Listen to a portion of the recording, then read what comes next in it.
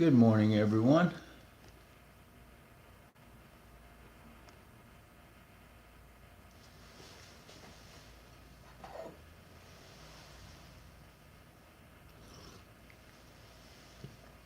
If you're present, give me a wave.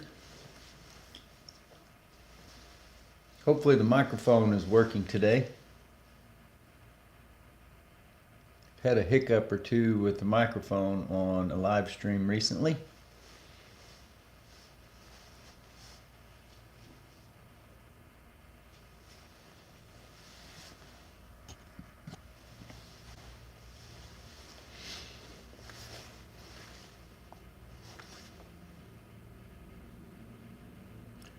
So if you are present, make sure let me know whether or not you can hear me,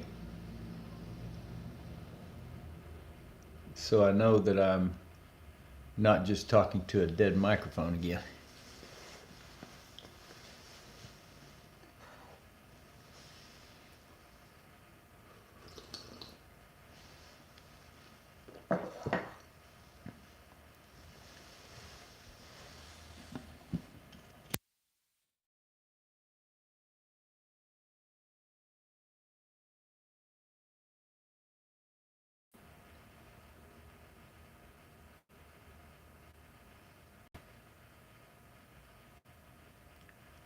Very sad today to hear the news of Mike Leach. It's fun reading all the stories about him. He spent a year of his career here in Oklahoma as the offensive coordinator, the first year under Bob Stoops. So most of the folks around here are big fans of Mike Leach. And it's sad to hear about his passing. What's up, Sean? It's pretty warm here in Oklahoma City today, or it's going to be. I think we're on our way up to 60. How cold is pretty cold in the UK?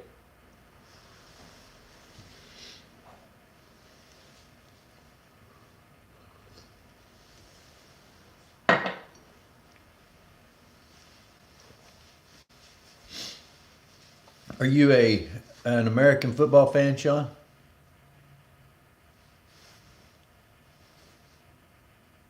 Are you aware of the Oklahoma Sooners? Or is that as foreign to you as English soccer would be to me?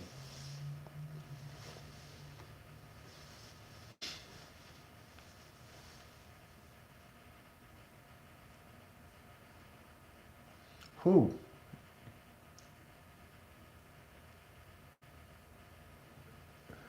-1 to -15. Is that with 0 as freezing? I forget which. Are you guys on a different measurement scale than we are when it comes to temperatures?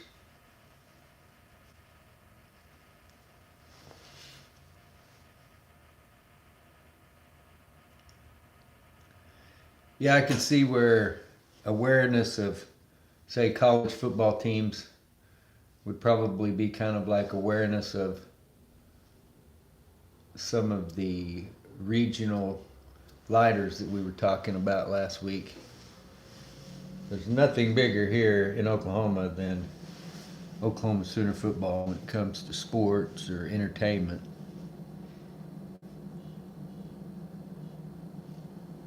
But halfway across the world, I could see where the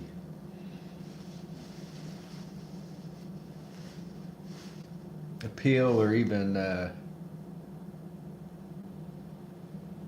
knowing that it exists is going to take a hit.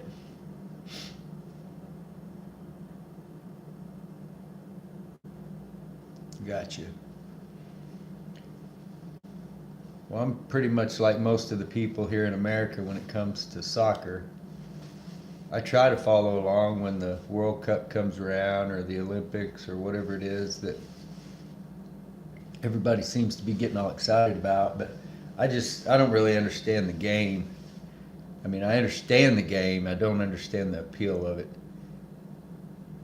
Doesn't seem to be much scoring, and it's a long field that they keep running back and forth.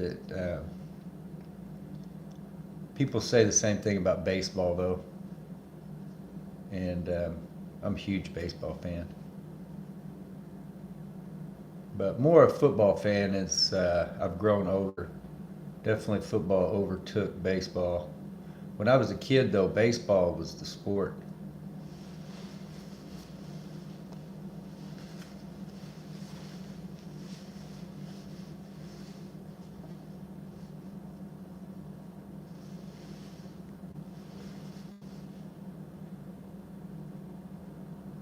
Yeah, Sean, it gets cold here. We'll have um, next week. We're going to have 3 days in a row where it's not going to get over 17 degrees. And trying to remember, is it Fahrenheit that we use here in America? You must use the other scale, the other thermometer. I think. Surely you're not 17 degrees below zero. On our scale, that would be like 49 degrees below the actual freezing mark.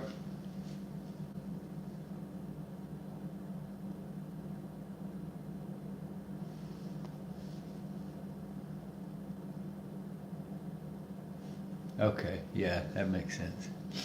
Yeah, so we're going to be, I don't know, kind of somewhere in that neighborhood then next week. We are going to be about 15 degrees below freezing.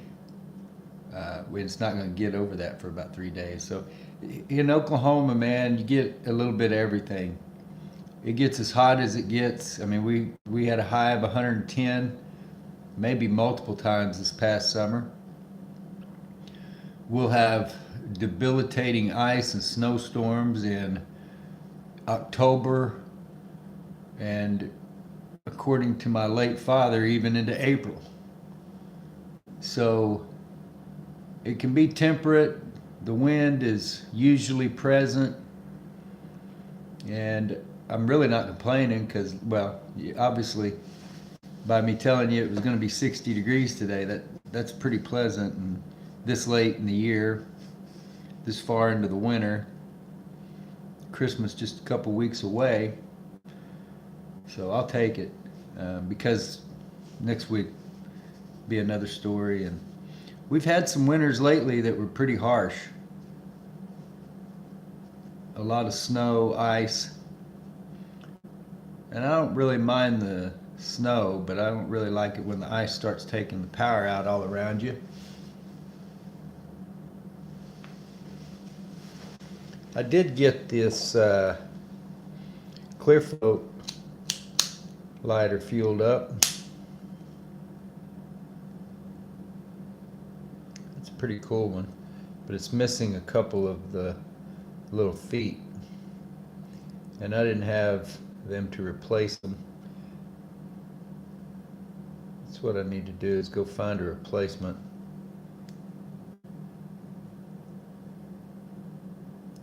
It's a pretty cool lighter though, and the mechanism seems to work real well. Misses every now and then, but it doesn't have screws in it.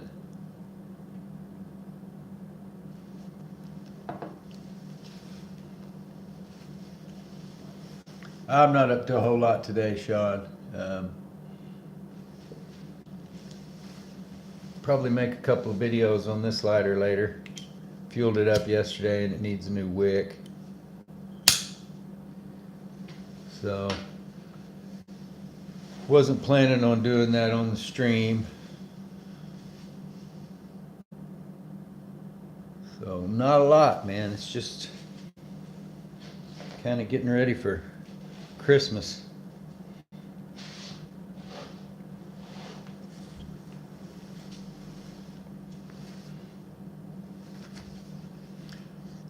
What's up, Naphtha? Glad you were here.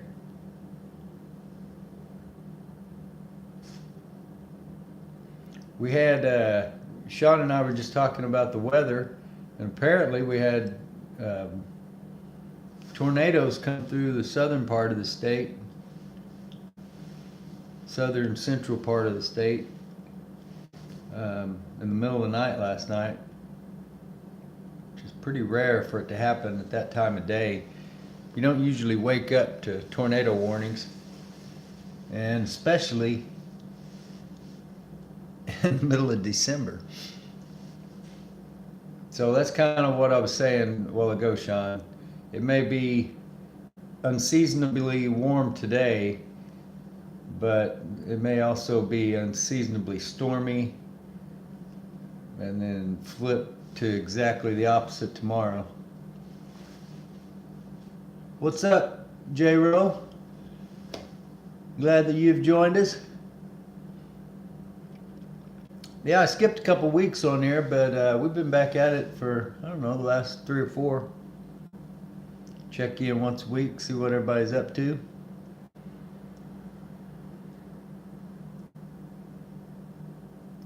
See if there's a project somebody wants to set me off on. Or a project. A couple times I've had projects to do live. I don't really have one today. But I did at least get that clear float mechanism fueled up. Those are pretty cool lighters.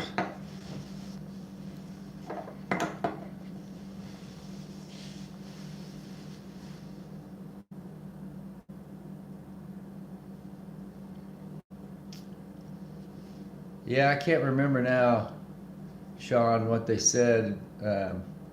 Seemed like somebody said the Farmer's Almanac had forecast a severe winter. But man, anything below freezing and wind is severe for me these days. So it's just a matter of your exposure. How, you know, it gets worse the days you string along where the sun doesn't come out, or temperatures don't get above freezing. Bones stay a little bit stiffer.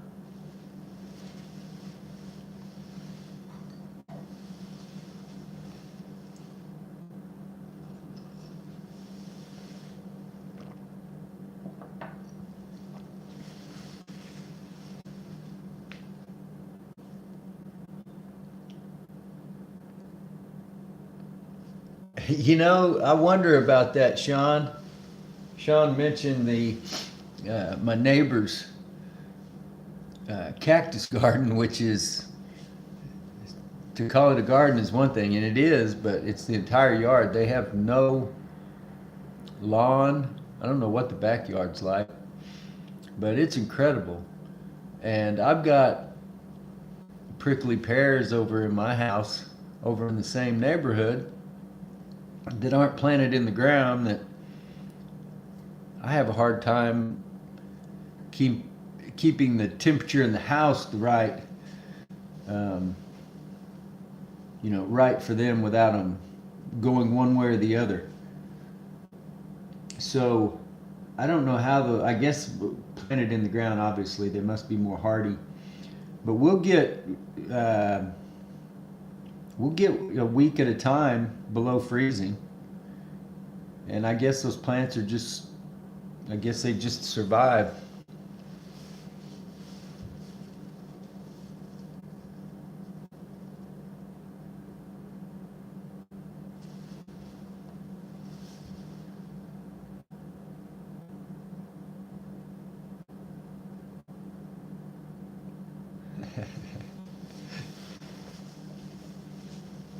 That's funny you bring up that short video though, because it maybe has, I don't know, 30 views.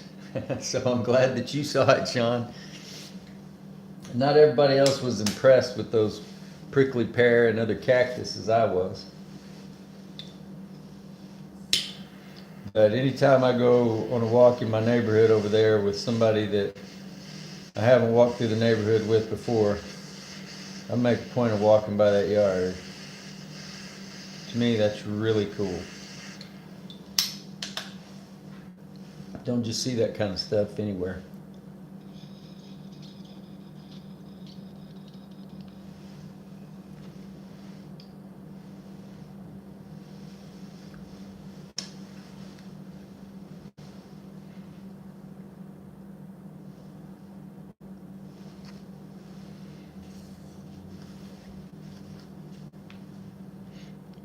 Yeah, I walk between here and there a lot, and other places at times too, just because it's really an urban. I mean, I'm right here in the middle of Oklahoma City, so I see interesting things, and like I was walking home before the sun even came up last week, and the train was going by.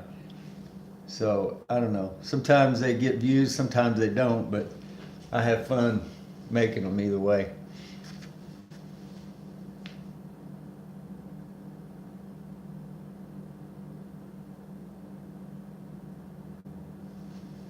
What is typical Mississippi winter, John? Is that freezing every day?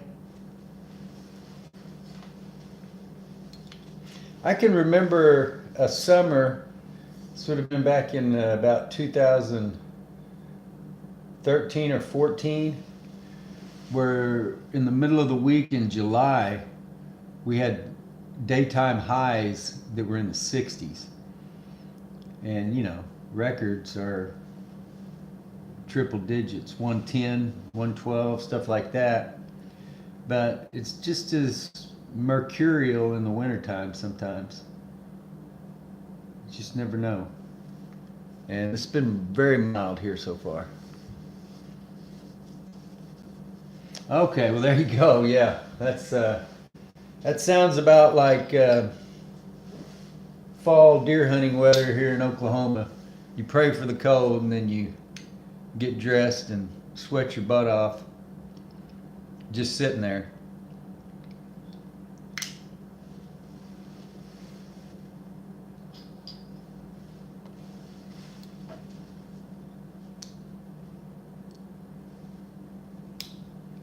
You talking about the triple digits, NAFTA?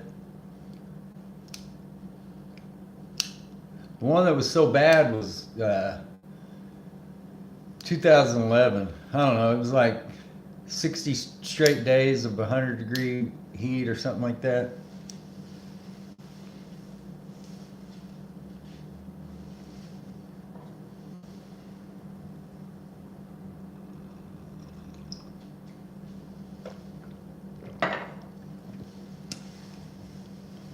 I had somebody hit me up in the dependableflame.com group this morning. They posted whether it was okay to post about trading lighters, and that's a great idea. That's one of the reasons why I created the group. There's not a whole lot of people in the group. I think there's about 30, whereas there's the followers of the dependableflame.com page is more like, I don't know, 170 people at this point. So I don't know if you guys are on Facebook, if you're a member of or you follow the page, or if you're a member of the group, but you might double check that. And because you can share those posts, it's a public group, and I don't see any harm in letting people post interest on lighters. If you want to make a deal, you can communicate it there if you want to. You can communicate it in the private messages. That's between those two individuals. But the traffic that goes through those pages at this point isn't enough that I am not on the top of it, that if somebody posts something that shouldn't be posted. So anyway, feel free to check that out. He was posting wanting to trade for a Cygnus. He's got a Zippo. I believe it was a Zippo Slim scrimshaw from I think it was 1980.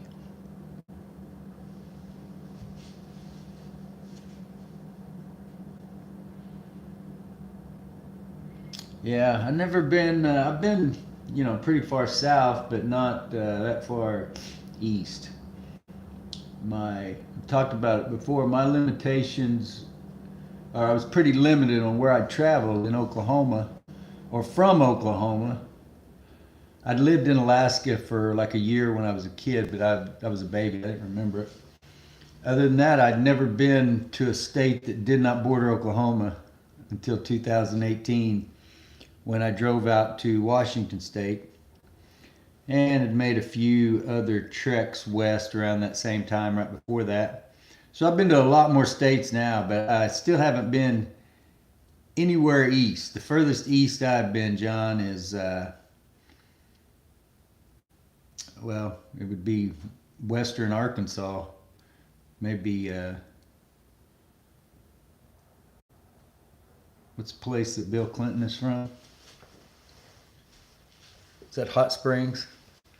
I think that's where Bill Clinton was born. Been to West Texas or East Texas. Tyler. It's about as far east as I've been in Texas. So yeah, I'm not real familiar with that deep south, Mississippi, Florida, and all that.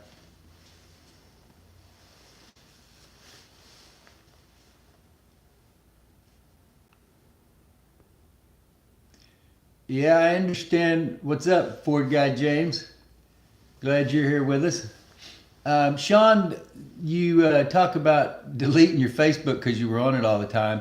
It's weird because there was a time when I definitely scrolled that more than I should have.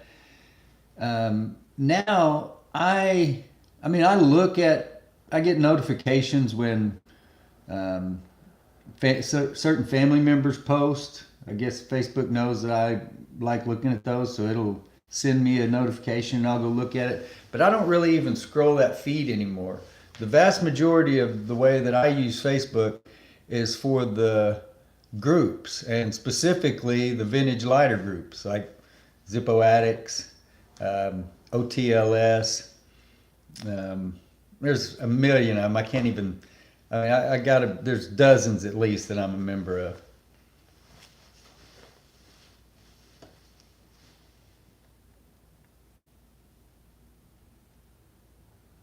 Jackson, Mississippi. Okay.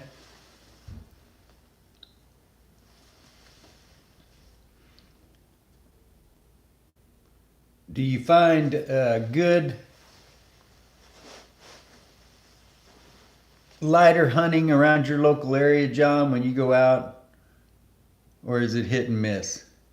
Do you have places that you can go to where you know that you will find a lighter and that there will be different inventory that was there from the last time you were there? Here in Oklahoma, for the most part, I've got, well, especially here in Oklahoma City, I'd say I've got about 5 or 6 places that I can go to that maybe it won't be fruitless because there's probably something there that I've seen and almost bought before. But I don't have anywhere where I know one place where it appears to be a guy that keeps the inventory kind of switched out and discounted on a semi-regular basis.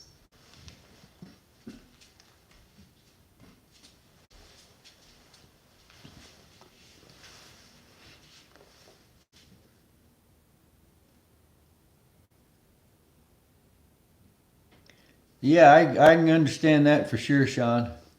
And there are definitely ways that um, that I'm still prone to that just because I don't do Facebook, or just because I don't know. I think I've just kind of figured out how to use Facebook right.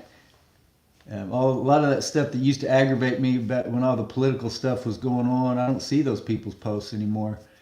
And I think it's because all I go look at are the lighter groups, so that's pretty much what and I'm a member of, like I said, dozens, if not hundreds of them. So Facebook just keeps feeding me that lighter content.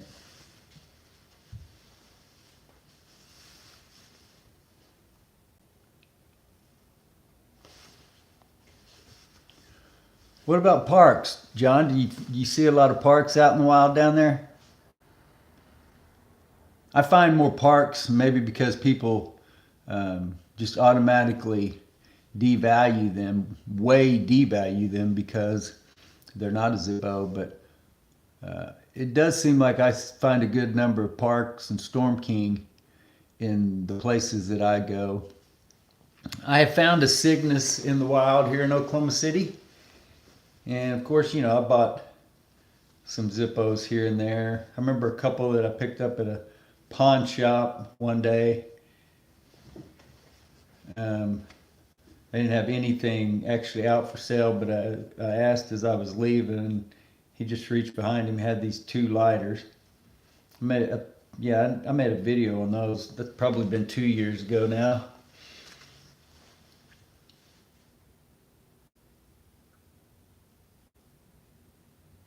Yeah, I find a lot of that too. Stuff that's just stuff is either priced way too low or way too high. There's no middle ground. But I find a lot of park lighters around, or I have found a lot of park lighters around here in the say $2 to $5 category that might have some advertising. Um, from somewhere in the state. And then sometimes I don't know where they weren't actual local advertising that was on them, but definitely seems to be a lot of them around here.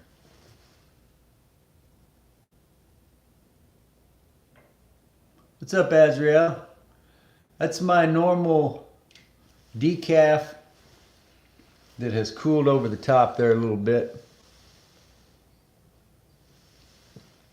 My normal decaf with heavy cream and the erythritol stevia sweetener.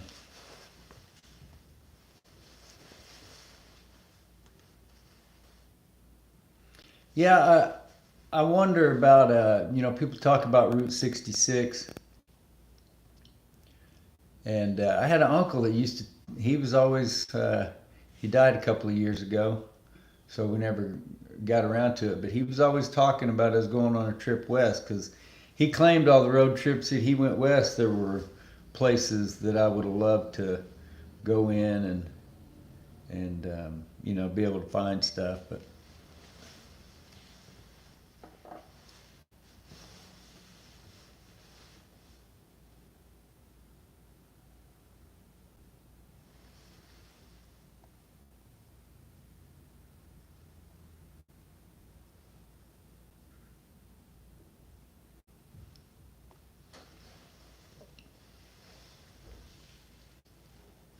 what do you mean by gemstone ring, Azrael?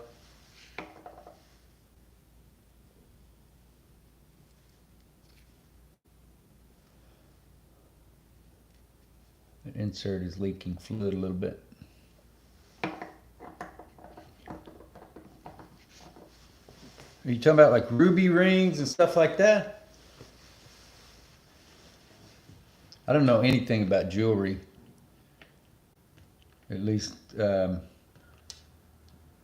only thing that I would know, the only thing I know about jewelry would be what I've learned about precious metals and stuff from dealing with lighters. So, no, I certainly wouldn't. What's up, ZDF? Yeah, now I found some stuff like that, and most of it, like you say, pinky ring. But when you said that, I thought of a toe ring that I found. That wasn't. I don't know if you would consider that. What was the word you said there? Gemstone. Seems like it had turquoise in it. That's kind of gross, though. A toe ring.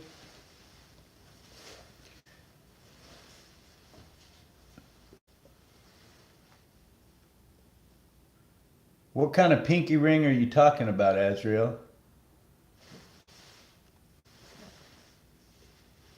Yeah, you're right, Sean.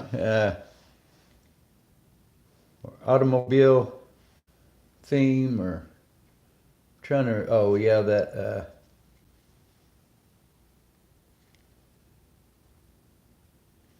Apparently that was. What does that say? Fasco. Apparently that was the brand or company. It had something to do with fire equipment. So yeah, there's a few. There might be a few themes that would cross over there.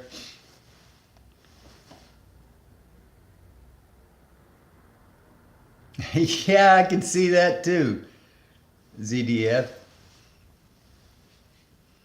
There's one of those trucks parked here in this apartment complex. A lot. I hadn't seen it in a while, but I know exactly what you're talking about.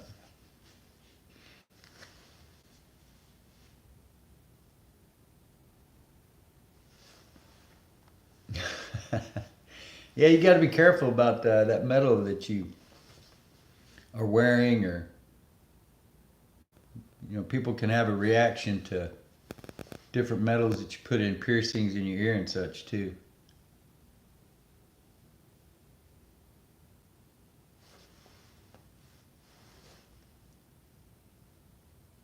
Yeah, Israel, send me a pic, man. Like I said, I've handled a lot of jewelry, but nothing, real valuable. Or if it was, I didn't know it was.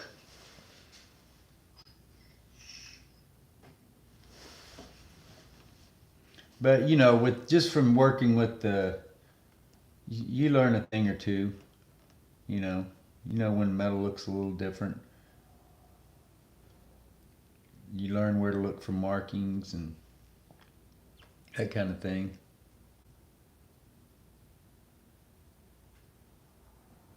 But I know you've heard me say it all the time. I'm not a metals expert. Yeah, the Azrael, that's a good idea too. I hadn't thought about that. I always tell people to get a hold of me over on the Facebook uh, page, or I think from the Facebook page or group, you can use that chat message to get a hold of me, and also on eBay. Um, I always see those. The email is going to be the hardest way to get a hold of me because I literally have thousands of emails. I've got two different email addresses, the personal one and then the bossman at dependableflame.com. I get messages on both, and um, for different reasons that are pertinent to the lighters. And anyway, they get overlooked a lot, and it's not because I don't care. It's just kind of the function of that many messages, and how I don't get the notifications, or I don't see the notification when it happens, and then it just gets buried. So Facebook and eBay, and of course you can text me. My business text number is right there on the contact us page. But the Discord is a good place to communicate as well, because that's another one where you can uh, post picture.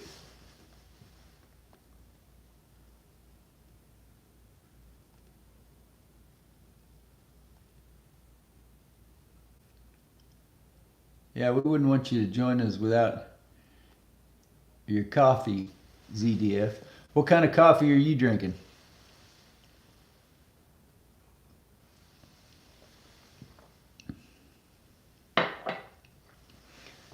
I haven't drank caffeinated coffee in probably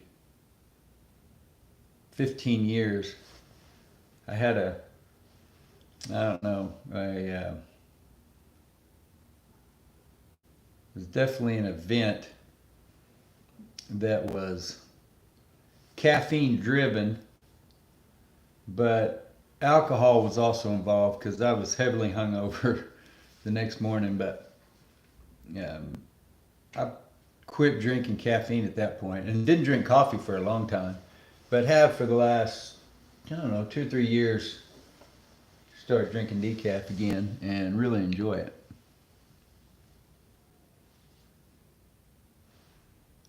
Yeah, anything with cinnamon in it. I always love a little bit of cinnamon in my coffee. You know, I never had eggnog, naphtha. My daughter talks about it. I know she likes it.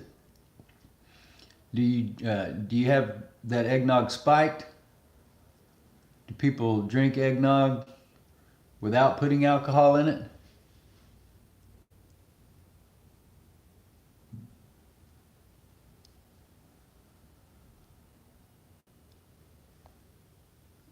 That's awesome, man. That's a great movie, classic, Christmas Vacation. Definitely the best of the vacation movies, and a really good Christmas movie.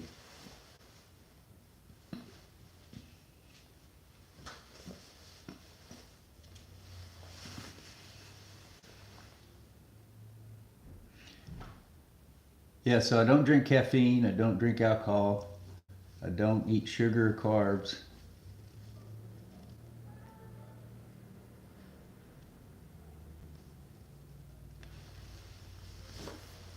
But I'm probably the healthiest that I've ever been. At least I feel that way.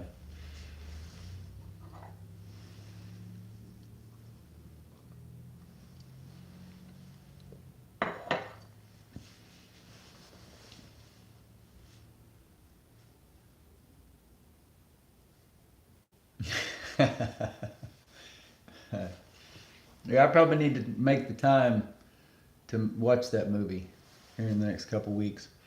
Have any of y'all seen any of the new A Christmas Story Christmas? The sequel to A Christmas Story, which I think came out in 1980.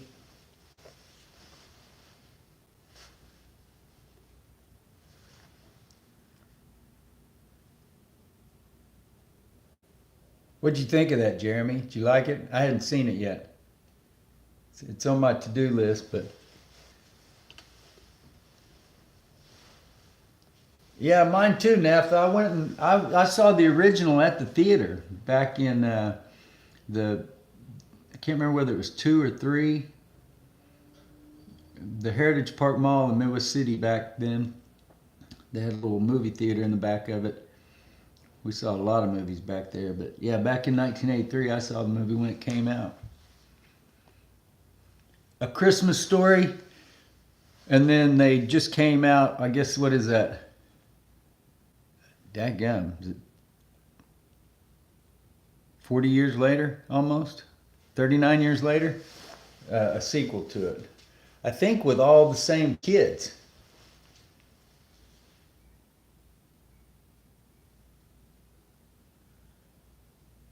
So that, John, it sounds like there were some people, uh, were some of the critics disappointed or something? It is a iconic. I mean, everybody's seen it so many times. I can see where it would be one of those that it's just impossible. You're not going to make everybody happy. It's kind of like Hocus Pocus. The women in the family were really excited about Hocus Pocus, and you know, there were maybe a disappointing thing or two, but for the most part, they understood what it was and really enjoyed it. So did I. No, Azrael, I can't look at the pics while we're on here. I can't split my screen, or maybe I can split my screen.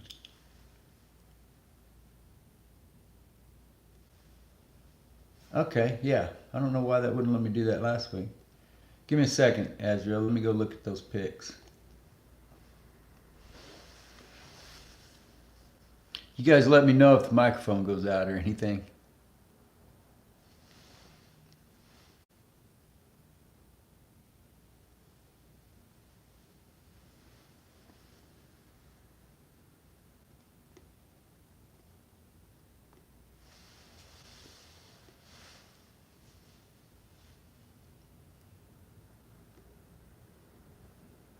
Oh, that's pretty cool, man. That looks Well, the first one looks a little from the top looks a little bit like a class ring. The others from the side, obviously, they're not as deep on the top as what I'm thinking a class ring would be, but yeah, those are nice. Sort of looks like a gypsy's ring or something.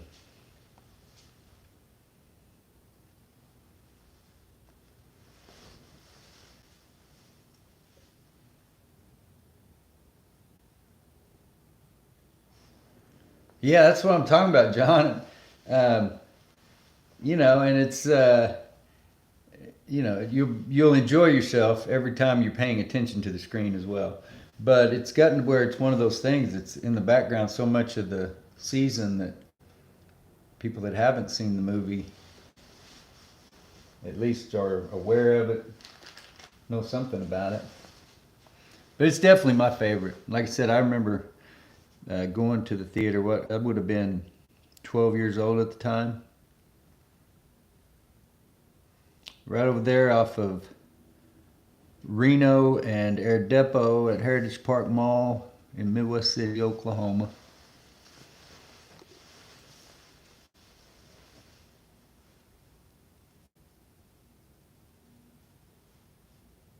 Oh, got you. Was that the first one, Azrael?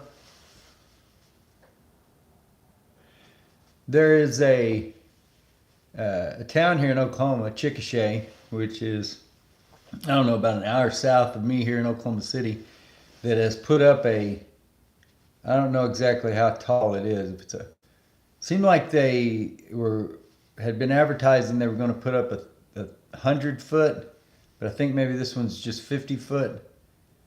But there's a really tall leg lamp down there in Chickasha, Oklahoma, which Chickasha is one of those towns that puts on a really, in their park, they've got a real good light display. We've got a few towns around here that do it. And so, anyway, part of that is that giant leg lamp from A Christmas Story.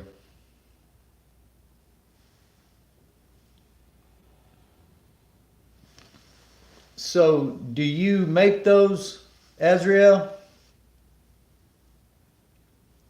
Take it easy, John. Glad you joined us, man. You guys, if you haven't already, make sure you go over and subscribe to J-Ro Lights.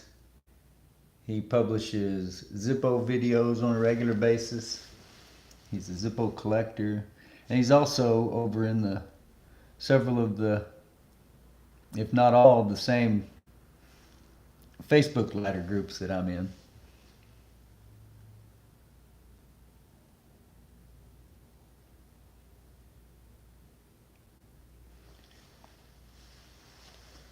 So, did you say those were pinky rings, though, Azrael?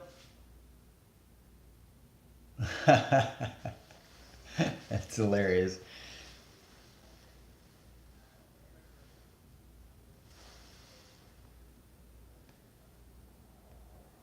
Yeah, my impression of that movie when I first saw it as a kid, which I guess I didn't realize, I thought I might have been younger, 12 years old. I was on the verge of being a teenager. But I also came from a family that hunted, so I understood the want to get my hands on a gun of any kind, and by that point had I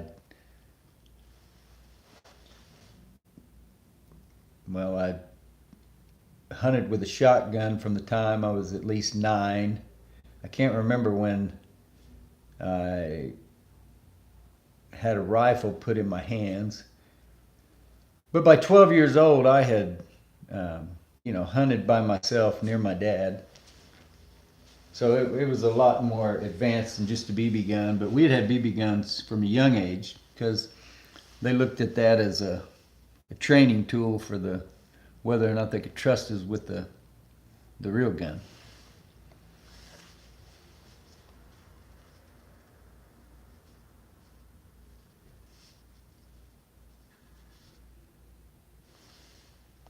Yeah, a pinky ring is kind of um, an interesting thing. Azrael. I think that some people would assume or judge you as pretentious no matter what that ring looks like simply because you're wearing a ring on your finger.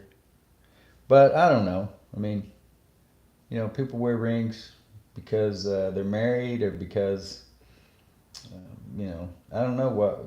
I can understand wearing a wedding ring, and that seems to be a pretty standard,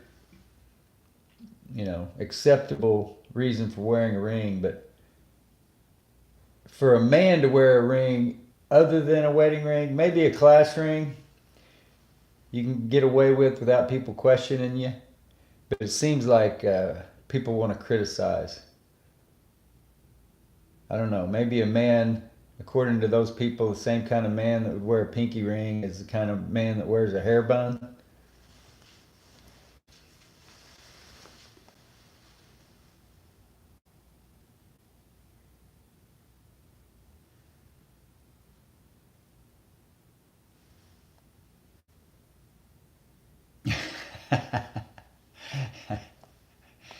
Yeah, well put, ZDF.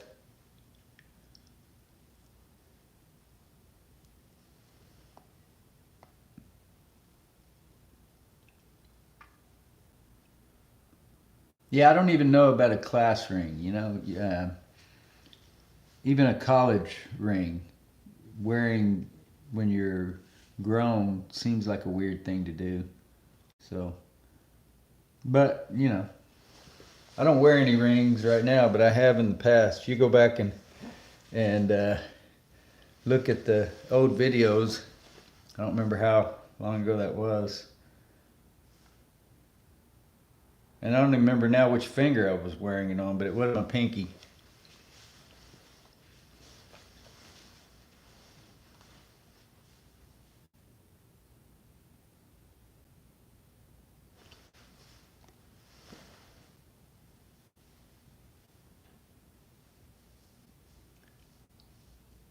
So you said there's a lot of fishing going on in the UK and Brazil, Sean?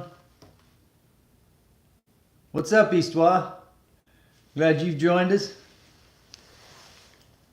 Really enjoyed your Thorns double claw video the other day.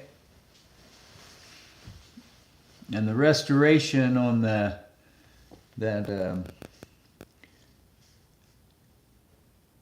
automatic lighter. I don't remember was it a Kyocera or it had an actuating mechanism. You squeezed it from both sides. That was a really detailed video too, with all the polishing and clean. Yeah, the racer. There you go. I think I've seen that lighter under a different name, but I've never owned one.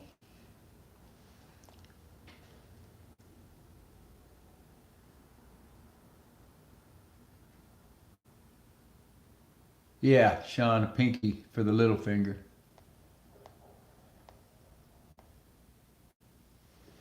Yeah, maybe, Histoire. I don't recall. What kind of fishing are you talking about in Brazil, Sean? Are you talking about inland or ocean fishing?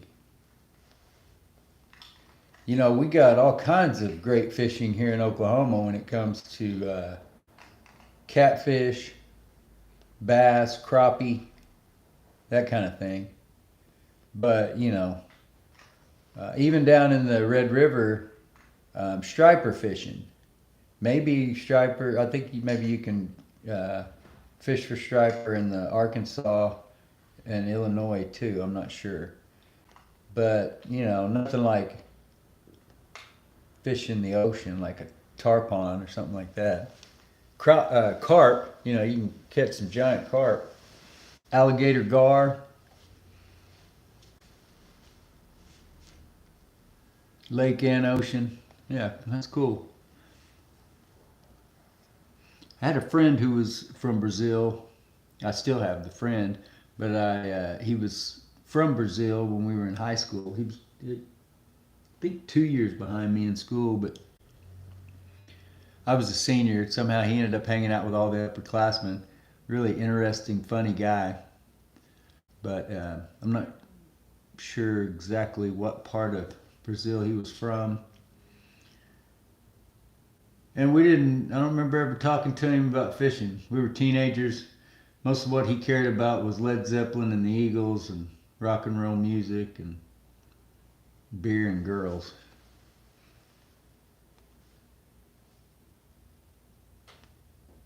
Yeah, it's, there's lakes everywhere here, Sean. But, you know, we're completely landlocked. There's no ocean. You got to drive, well, at least 10 hours from Oklahoma City and probably more. I think Houston is probably the closest, or Galveston. So that's, oh, maybe not quite that. You can probably get there in 10 hours.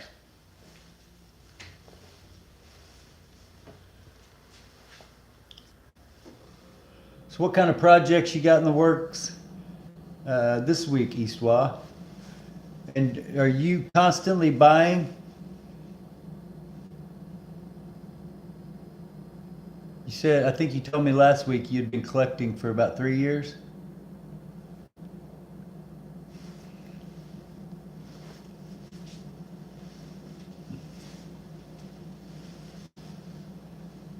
What's up, Chris?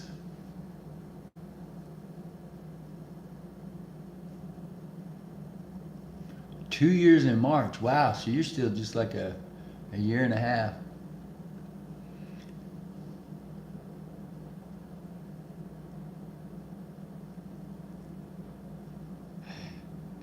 There you go, Chris. I'm glad Chris saw your TikTok video there, Eastwa.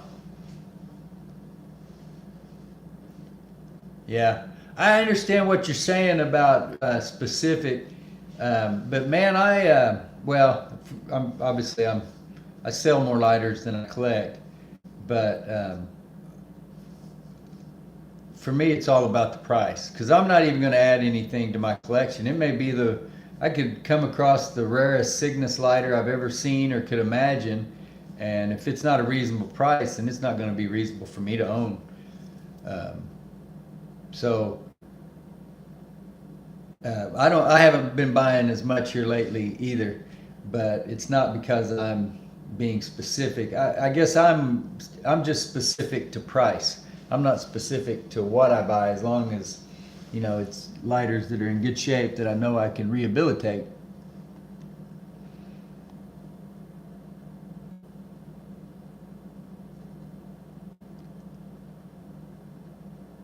Now, Azrael, you're talking about Galveston reminding you of a song called All My Exes Live in Texas by Whitney Schaefer.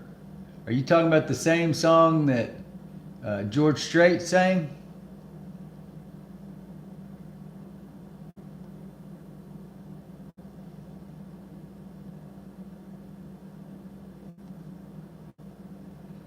Gotcha, Eastwa.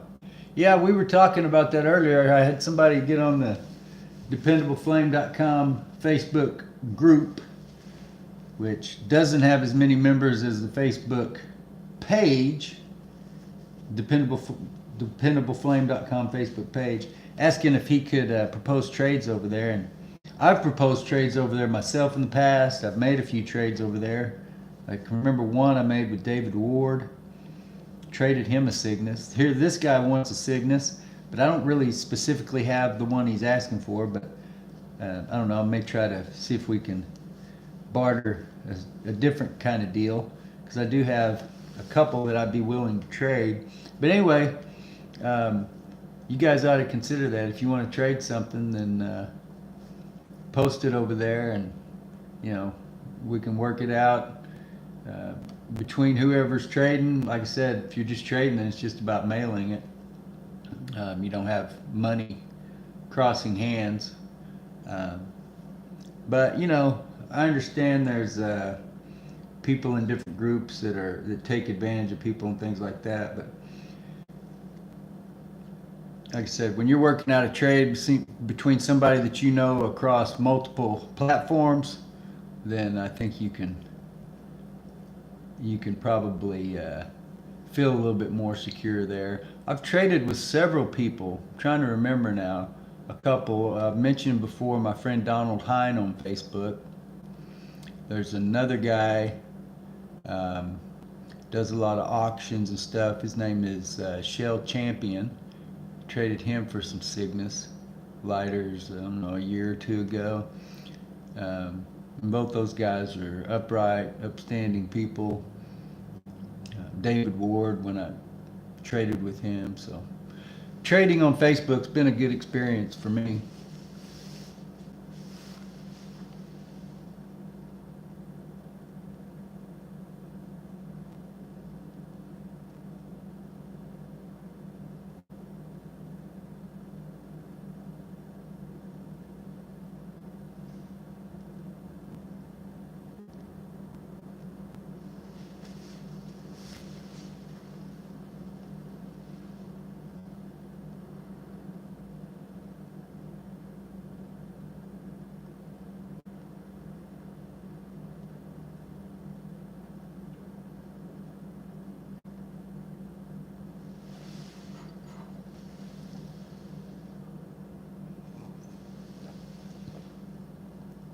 Chris is a fan of East Wa's restoration videos, and so am I.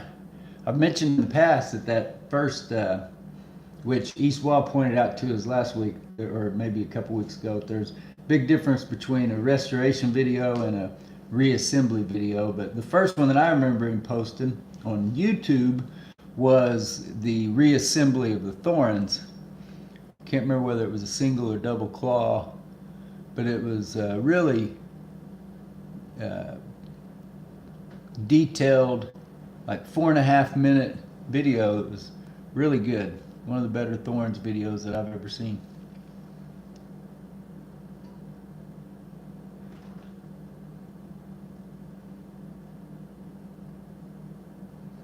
Oh wow, that would be cool, Eastwa. The whole Thorens restoration. I've never had a Thorens completely apart, and I can't remember now where I saw the question at, but I need to get back to somebody on one of those, whether it's email or maybe on the website. That's another place that you can get a hold of me, but you can't post a picture in the comment section on my website. But I got a question from somebody about a spring on a Thorens I need to get back with. But I would say that the Thorens is definitely the most popular, the most widely known of all the semi-automatic mechanisms. And I think for good reason.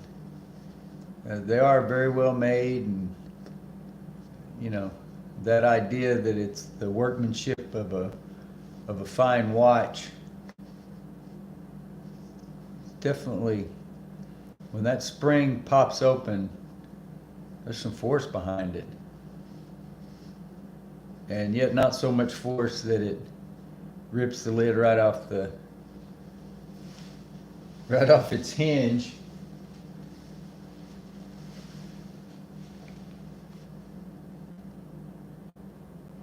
Yeah, I agree with that, Eastwa. He says it's the Rolex of lighters. I really like Dunhill, you know, as far as what the lighters that I've had, brands that feel like they're well made. But those two are pretty much the two that I would put in that category. You know, I'm not saying that I'm not saying that Zippo's not well made. It's just not made to the same kind of tolerances. And it doesn't have to be. It's just got a lid that you slap over to snuff out the flame. And a wheel that you spark, where the semi-automatic mechanisms doing all that at once really requires some workmanship, some engineering.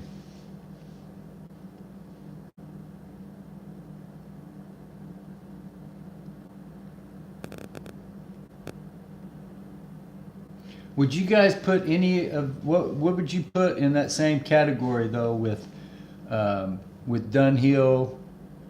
Would you agree with me on that first of all? What other lighters would you put in there? Lancel were pretty good lighters. The semi-automatic Lancels. They seemed well made from what I can remember.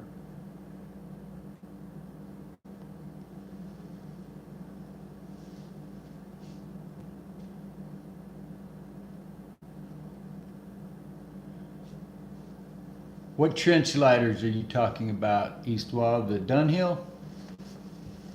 No, when I mentioned Dunhill, I was thinking more like the Rollalite or the lift arm lighters.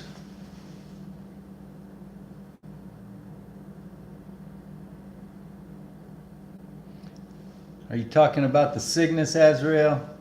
Those are definitely well-made lighters, and with the unique thumb roller flint tension mechanism, you can make an argument for the engineering that went into them, but they don't have the same feel because they're made out of aluminum and they're so light. So I wouldn't put them on the same level, but they're still my favorite lighters. Abdullah, yeah, Abdullah was good. I've had one Abdullah. I had that in that same collection that I bought that had the black crackle, and there was the Thorns in that. Goldfield 1960s Zippo. The Air America Vietnam Air Zippo. What's up, Friedrich?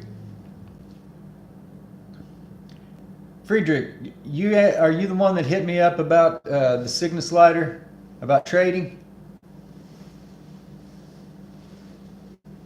Yeah, the Imperator was basically licensed to all those different manufacturers. Is that correct, Eastwa? Many, like maybe dozens of manufacturers.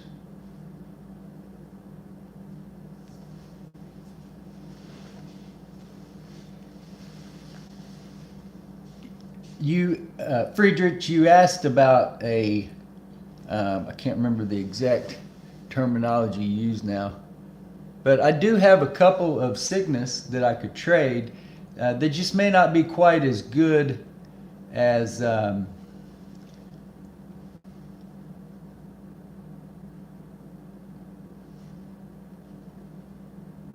see if I can get over here and just read what you said.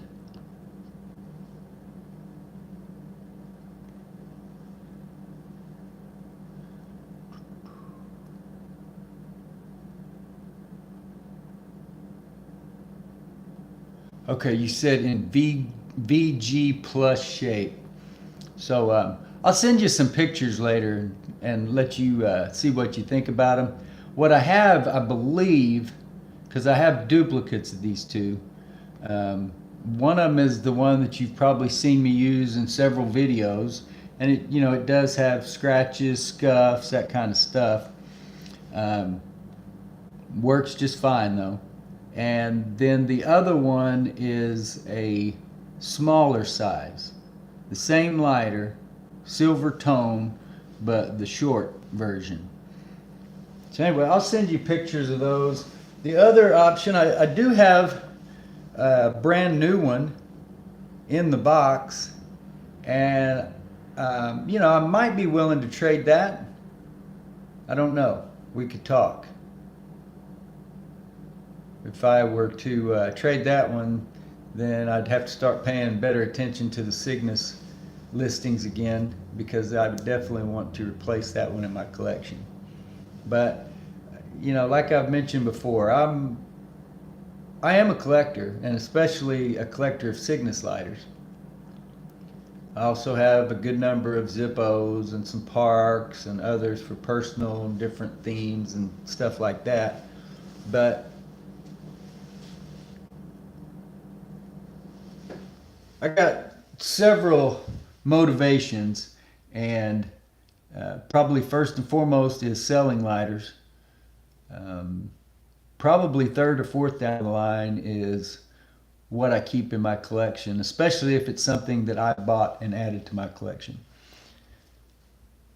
Because I care more about promoting the hobby of cigarette lighter collecting than I do about actually adding them to my personal collection. Oobla doobla, Dylan, what's up?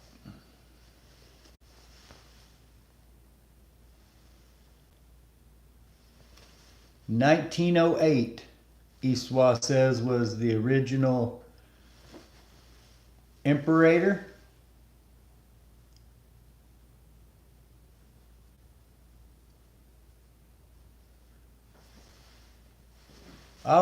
I'm not gonna be back over to my place today, Friedrich, but if I don't get back with you, then just remind me. But I'll try to, since we were communicating there on that Facebook interface, that messenger, I shouldn't overlook that. I'll definitely be back over there where I could send you some pictures tomorrow.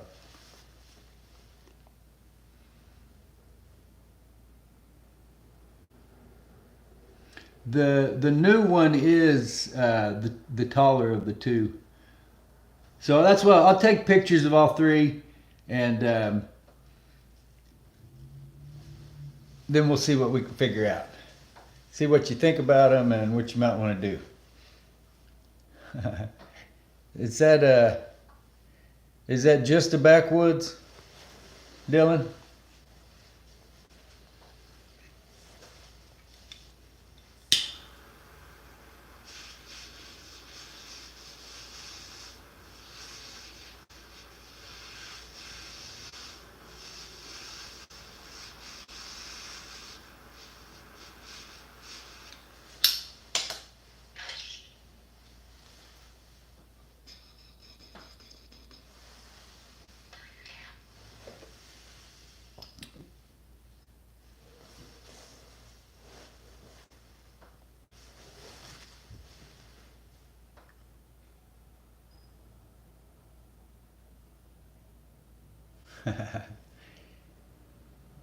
I don't even remember the last time that I smoked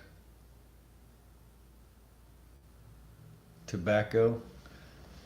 I thought about it. I walked by a cigar bar the other day and I thought about walking in there. But I don't smoke cigarettes anymore.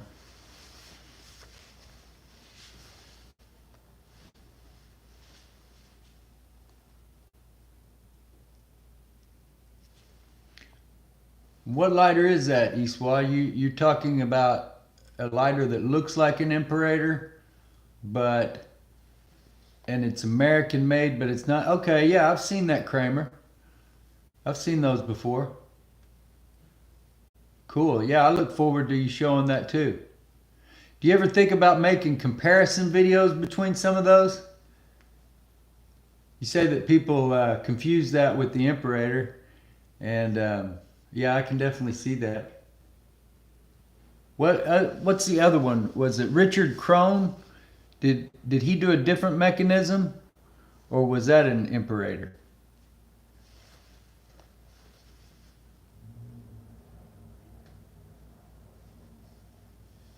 A lot of people, Friedrich, are IMCO fans. I'm one of them. I think that the IMCO were sort of. I'm not saying that they were cheap lighters, but some of them weren't really prone to repair, put together with rivets and things like that may not be able to get them back together once you take them apart like you would if they had screws.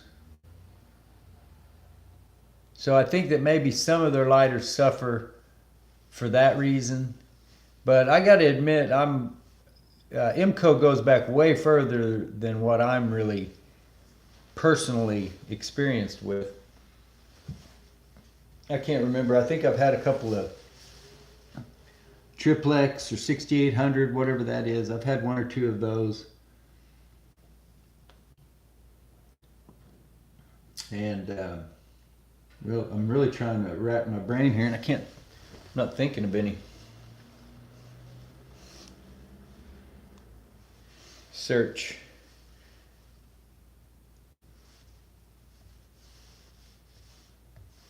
My YouTube videos.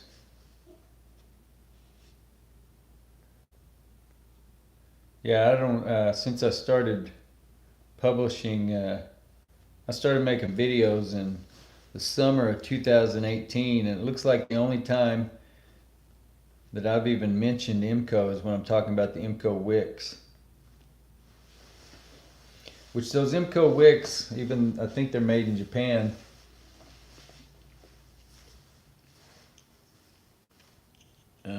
It could be another Asian country, I'm really not sure. But they're great wicks.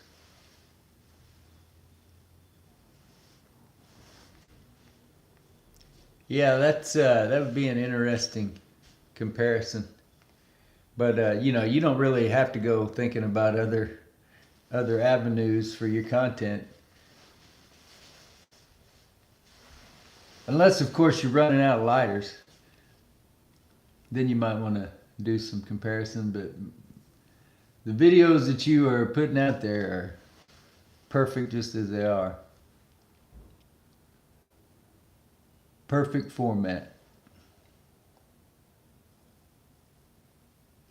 Friedrich, what that IMCO that you have that's dated 1919 or 1920, what kind of lighter is that? Is that one of those side sleeve, sort of like a Bowers?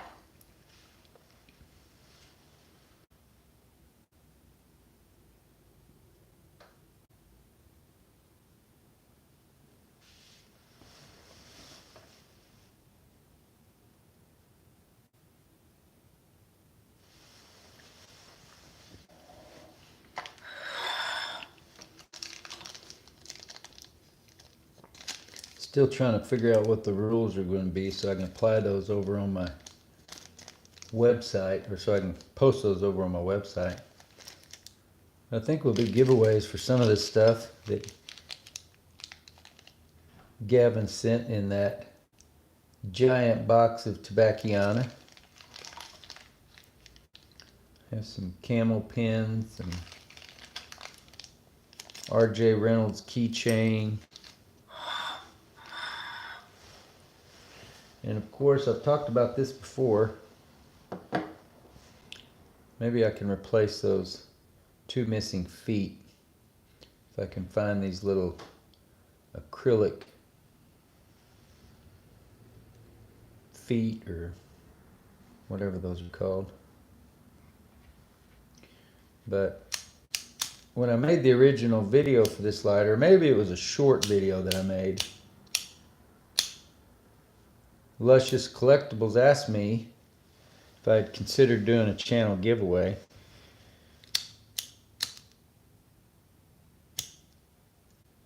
So I've committed to do this lighter, to give this lighter away. I just, every time I went to ask YouTube about it, they were very confusing about, you had to have a written set of rules, so, and you also can't violate their privacy policy. So I was thinking about it earlier. I think what we'll do is, to enter, you just have to comment in the chat, and at the same time, or right after you comment with the chat, then you can either send me a text message or an email identifying yourself as such, and also just giving me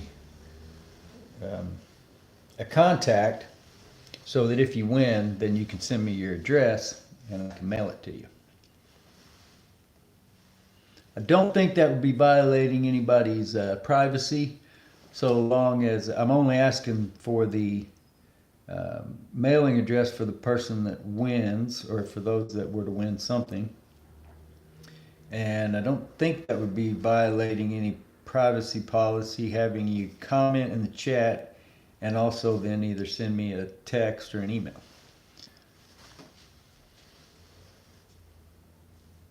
So it is similar to the Bowers Trench ladder. Yeah, I've seen some of those, and I guess there were some variations on those ladders as well, huh, Friedrich? Yeah, I think it was around, well, I think that Bowers ladder was actually sometime in maybe the late 30s or early 40s. A lot of people say World War One, but I don't think that Bowers ladder was around that long. I could be wrong though. But yeah, I definitely think the IMCO was around much longer.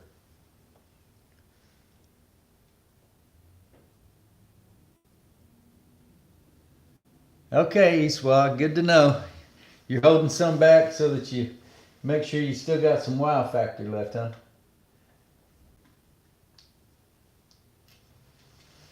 You know, when I started making videos, I was just making little 1 minute, maybe a little more.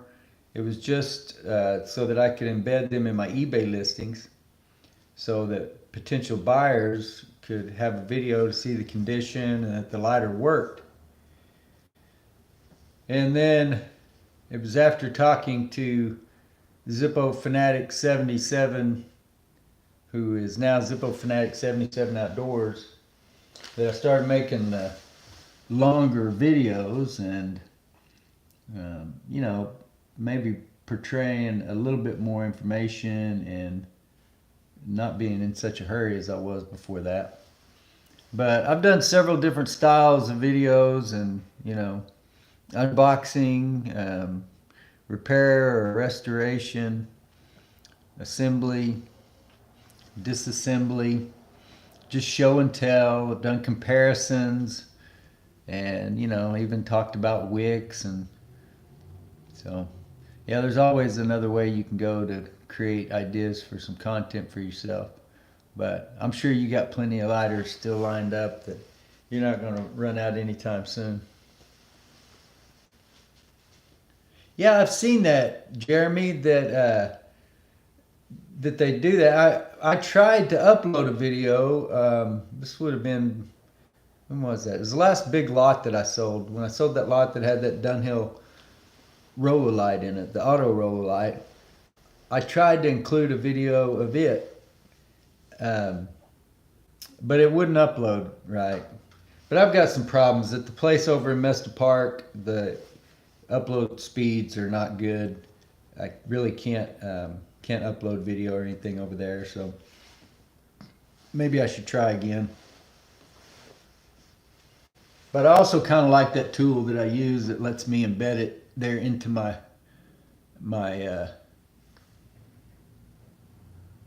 what do you call it? The eBay listing, into the description.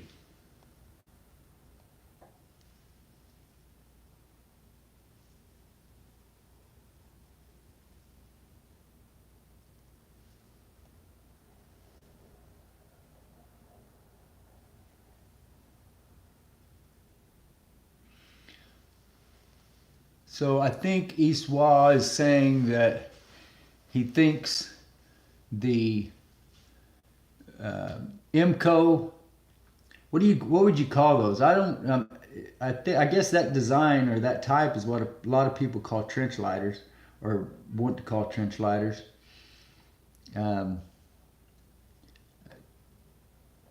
It's a whole different design. When I think of a trench lighter, I always think of the Dunhill service lighter.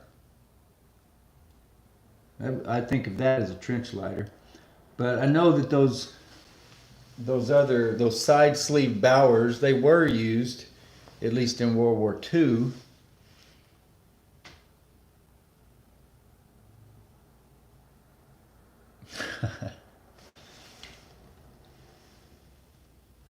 Yeah, I might try that. Now, they're probably not going to let me upload.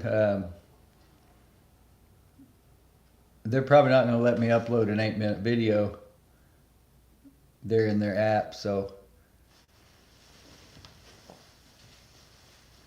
it might be more advantageous for me to keep doing it the way I'm doing it, simply because I'm already creating those videos now for YouTube. Where, like I said, in the beginning, it was just for the sole purpose was to embed them in those listings.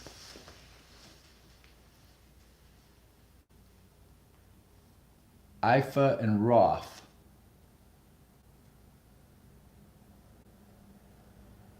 IMCO is another one of those that goes way back, and different models from what we think of. What comes to mind immediately when you hear the name IMCO? For me, it's like the 6800 or the triplex. I'm not sure if that's the same lighter or different names for similar lighters. That's what I think of when I hear IMCO. But they made the side sleeve, and they made all kinds of different lighters before that. Yeah, Streamline. Was a Streamline after the 6800 or triplex or later version of the same? Wasn't the Streamline then? They made that into a butane lighter, I think. Of course, all that happened before I knew anything about any of it. I was alive when some of those changes took place, but not really, though. I mean, think about it. I guess Park was probably still going into the 70s. Maybe Windmaster. Do you think Windmaster and some of those others were still going into the 80s? Or by the time we got to the 80s, was it Zippo and all Asian knockoffs? Okay, Iswa, that makes sense.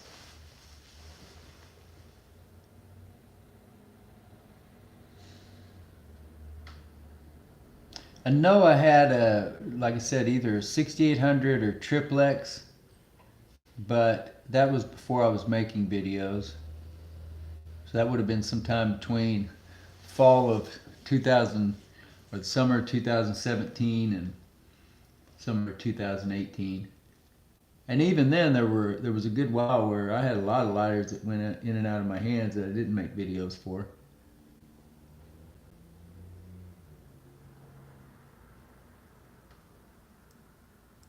I think I made my first repair video in the summer of 2019.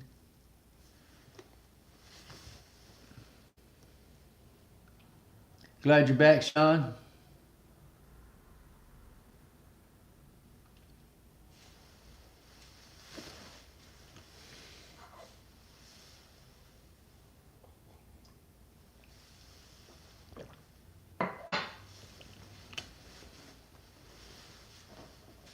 Eastwell, what do you mean by that? The Volkswagen of lighters. I had the house I lived at previously to where I live now. My next door neighbor restored Volkswagens, and he had restored several Volkswagen Bugs, and had their pictures in magazines and things like that. But the one that he was so proud of when I was living over there was something he called a ragtop. It wasn't a Bug. It was a bigger Volkswagen, but it wasn't an actual convertible. It had like a, what would you call that? It was sort of like a sunroof, but it was cloth. So you activated this thing backward, and then the top was just open, but it wasn't full convertible.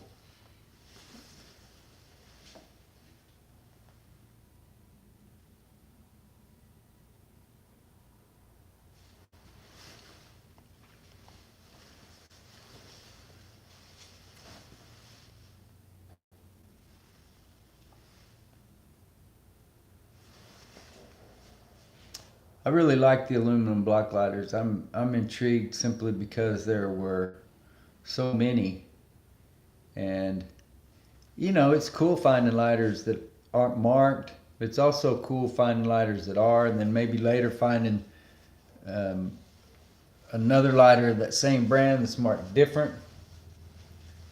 So yeah, I think there's a lot of. You could certainly collect aluminum block lighters for the rest of your life and never get bored. I mean, I guess they would all be the same type of lighter for the most part, roller or disc type file wheels, all with the basic same kind of setup. But there's tons of brands out there. There's tons of unmarked ones.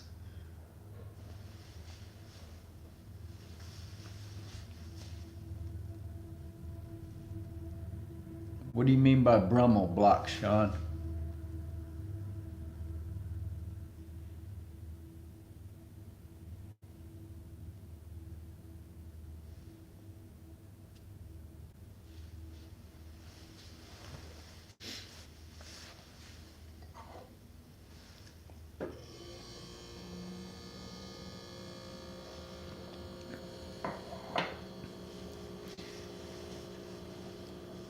I'm curious, Eastwa, how you ended up with so many different kinds of vintage fuel containers and flint dispensers.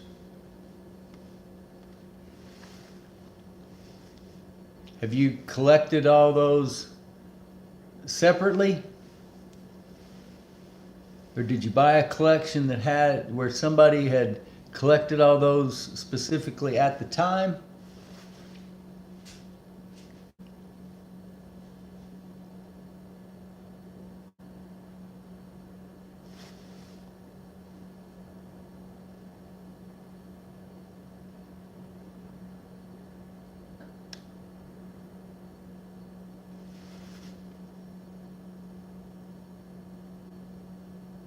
That's cool, man. Somebody had really. I mean, that's amazing. I mean, that to me is almost more amazing. It really is more amazing than somebody going back and hunting up old advertising. You know, I don't know about all. I mean, seems tedious and just like looking for patents and that kind of stuff. But you just don't see all those original, especially the flint containers and stuff like that. That's pretty incredible to have, especially specific to that lighter so often.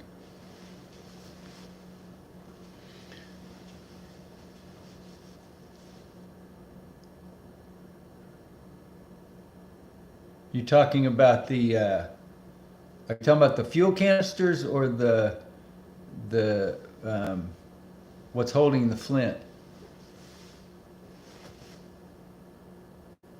Gotcha. Yeah, I can see where some of them, have a nozzle that's working or that folds down or whatever. Others, you just pouring it in a little bit more freely.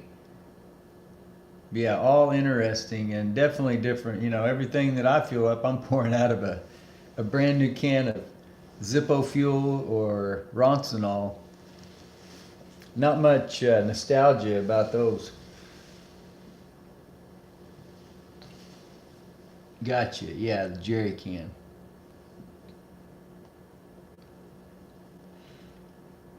Well, it's funny that you say, Eastwa, that they're not that lighters are not considered collectibles. Um, I certainly consider them collectibles. It's really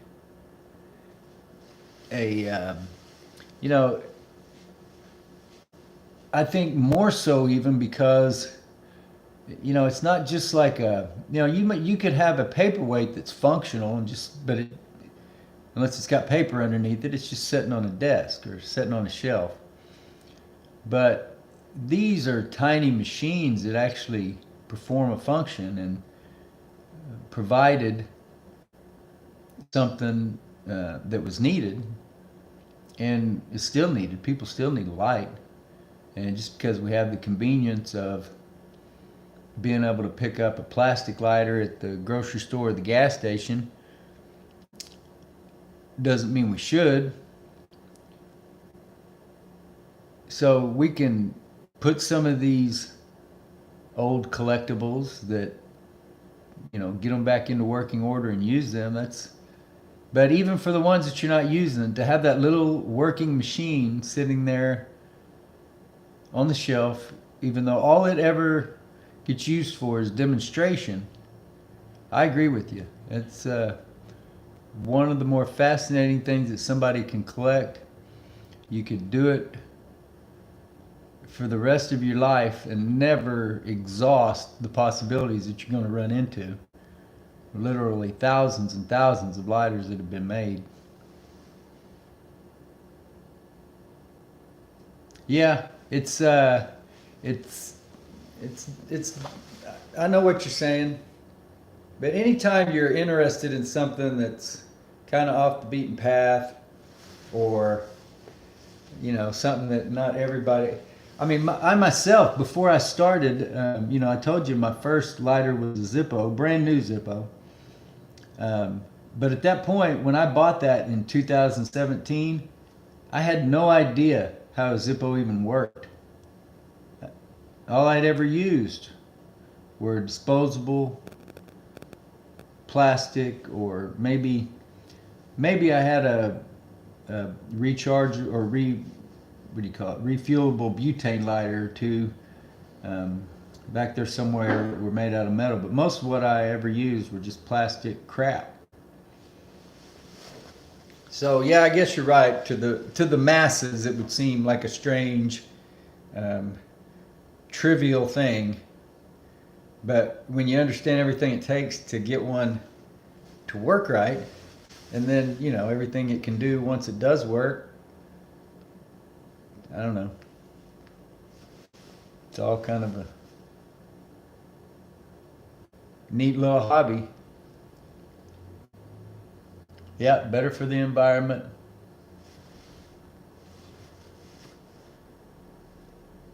Yeah, lighting your fireworks.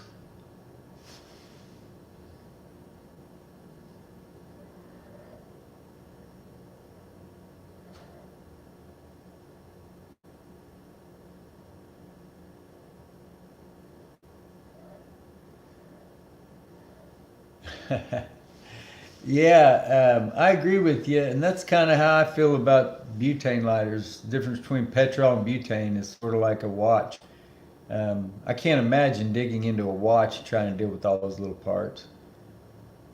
But you're right, fairly easy to get a petrol lighter working again. And, there's varying degrees, because like I said, it's going to take more if you've got a seized up semi-automatic mechanism, you probably got more to deal with than you would if you just have a Zippo that doesn't work.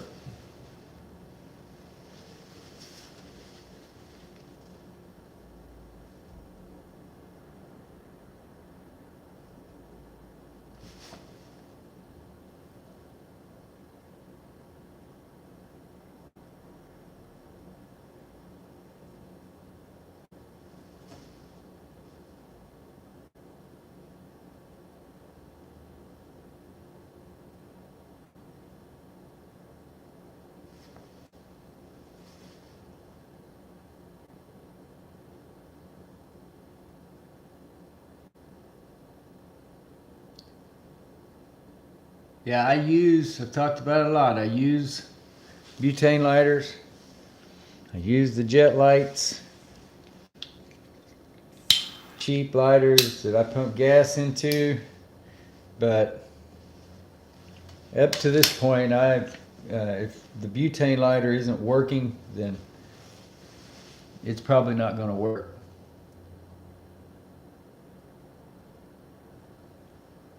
Yeah, I don't know. I've had a couple of Rollgas that I think I ended up selling before I did anything with. And I've got some of those repair kits somewhere. So at some point I might give that a shot, but I don't know. Probably stick to Petrol myself.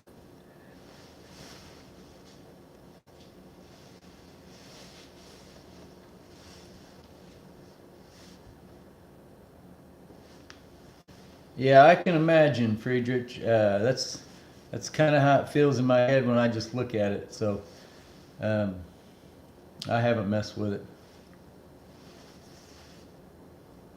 And I agree with you as well. It's I don't. There's nothing wrong with collecting things, and maybe you're collecting it for art, the artwork on it or whatever, the paint or the depiction or whatever, and that's all cool. But to me, if you're going to use them, or if you're able to use them, able to put them to use, it just adds another layer, um, to justify your collection, if nothing else. I have a hard time justifying having a lot of stuff sitting around that's just there for me to admire it.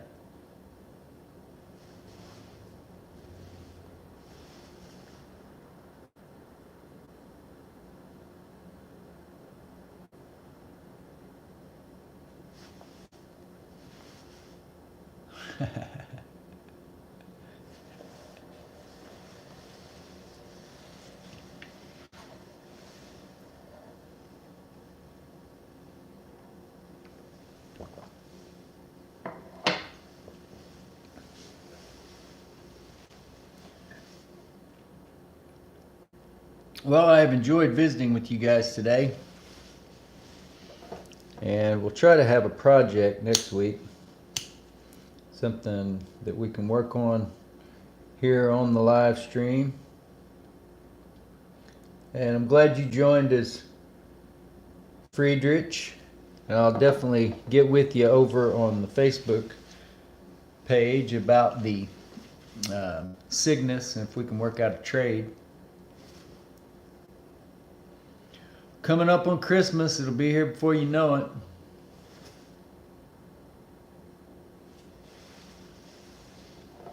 And I'm gonna make a video or two here today.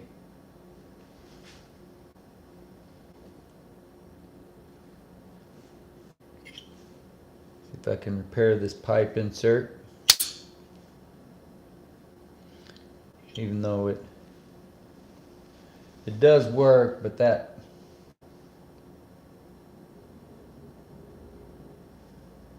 wick has obviously lost its structural integrity, and I'm not going to cut on it. We'll just replace it.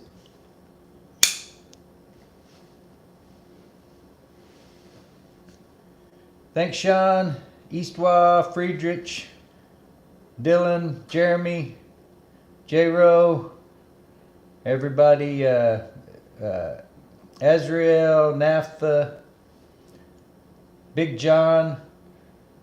Sorry I missed you earlier, Big John, if you're still here.